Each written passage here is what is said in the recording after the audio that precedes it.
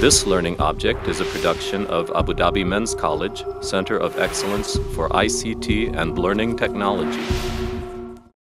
In these podcasts, we'll be looking at various aspects of tense and verbs. First, let us start at the beginning, where everything starts. Tense is time, and time is tense. Without time, there is no tense. Tense is time. Tense roots all action in time.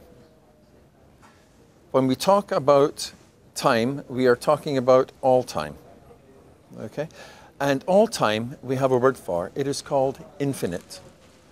Finite, as the word sounds like, comes from the root finish, final. Infinite means never-ending.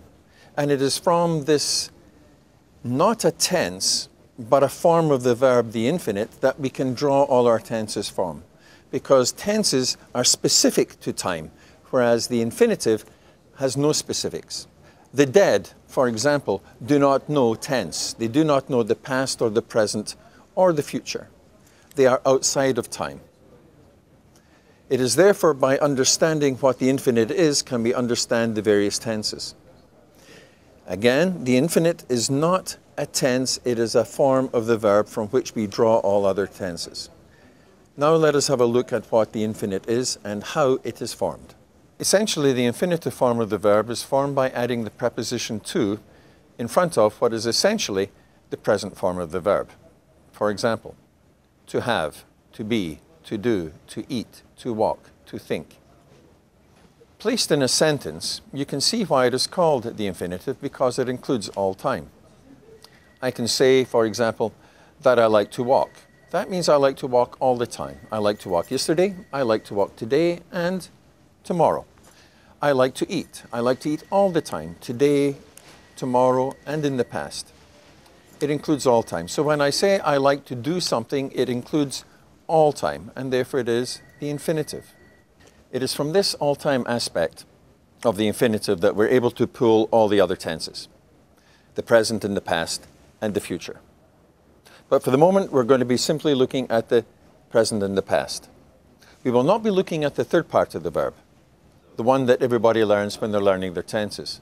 For example, to eat, I ate, eaten. To walk, I walked, walked. To do, I did, done.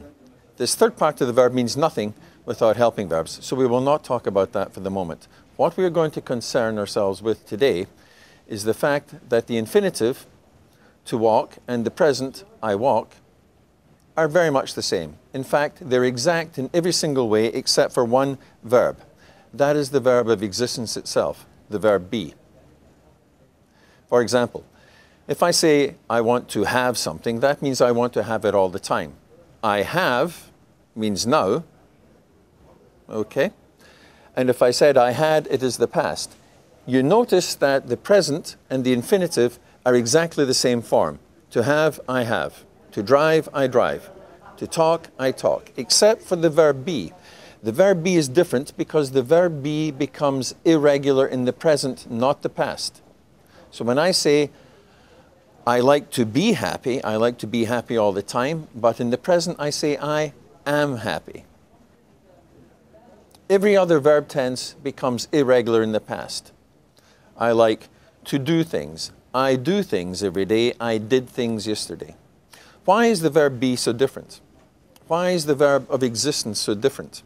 And why is the verb of existence itself so complicated? Possibly because it is the verb of existence, and life itself is complicated. It is not an easy or regular thing. That is why possibly the verb be is irregular in the present tense, as we discussed. It is also irregular when it is conjugated. But when you learn the verb be, you will see the verb be is in brackets to be, am, was, been. Simply because we don't waste our time by giving the infinitive form of all the other verb tenses in the present, but we do give it in the form of the verb be because it is irregular in the present. So there are actually four parts to all verbs. There's the infinitive, which is the same as the present. For example, to have, the present I have, the past I had, and the third part of the verb had, which we will be talking about later. But when we talk about the verb be, it is to be, I am, I was, and the third part of the verb been. Finally, let us look at the very nature, the very form of the infinitive itself. Why is it that I can say, I like to walk? But I can also say, I like walking, which is a gerund form of the verb. And even sometimes I can say, I like a nice walk. I like to drive. I like driving, a gerund form of the noun. And I also can say, I like to have a summer drive. In other words, why is it that we can use a verb form and mingle it as a noun? Perhaps because the infinitive form itself is not tied to time, it is an abstraction. Let me give you an example. If I say I like to drive, you do not form in your mind an idea of me driving. If I say I like to talk, you do not actually form in your mind an image of me talking. But if I said to you, I drove home yesterday, or I talked to my mother yesterday, you actually can form now an image in your mind that is no longer abstract, but is tied to time. And it is this tying to time that gives it concreteness, which the infinitive does not have. It is therefore a kind of abstraction. Let's go a bit further. Plato once, or Platon in Arabic, once posited the fact that if you think of a chair, you do not think of a specific chair, you think of any chair. Try it for yourself. Think of a tree, but you do not think of a specific tree, you think of the thing itself. But if I say, think of a palm tree, think of a three-legged chair, now you can specify which one in your mind. It is taken from the realm of abstraction and put into reality. It is the same perhaps then with the infinitive. As an abstraction, it exists outside of time and therefore has no concrete idea. But the minute I take that and I put it into time, into the present and the past, it becomes concrete, very much like a noun can, by taking it from the generic to the specific. That is possibly why when I say I like to drive, I can also say I like driving or I like a drive. In other words, the verb form can be used the same as a noun form. Another clue possibly to this is the very fact that the infinitive takes a preposition in front of it. To walk, to talk, to think, to be. And as we know, the prepositions are only used in front of nouns. So the infinitive, therefore, is a verb form. It is not a tense. It lies outside of time because it is all time. It is an abstraction, and like an abstraction, it can function as a noun.